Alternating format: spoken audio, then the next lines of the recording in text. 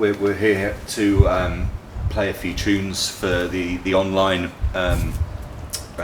music that and arts that the Irish Cultural Centre is doing at the moment, which is fantastic. Like horses out the stocks, just couldn't stop us. Couldn't stop us.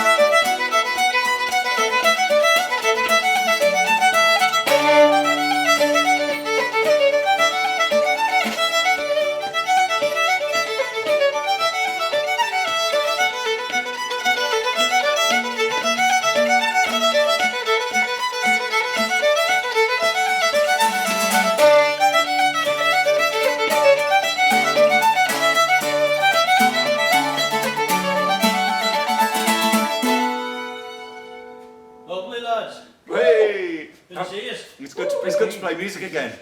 You remember those days? Oh, fantastic!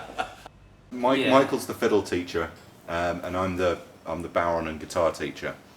And then about two years ago, is it 2 or 3 that we started the sessions?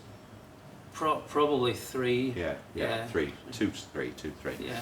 And we just wanted to have a session here because there always used to be a session here, but because of the new building and stuff and the disruption that caused, the session sort of died away, and then it seems quite. I think we were just keen to have a tune, weren't we? Really. When I first started coming here, we were talking about raising enough money to open this building. So I think it's been an incredible journey, really, for all of us to get to this point where we've got these beautiful artworks, surrounded by beautiful artwork and incredible music. Couldn't believe there was so much music in London. I was just stunned. It doesn't matter where you're from in the world, and it doesn't matter what's running through your blood.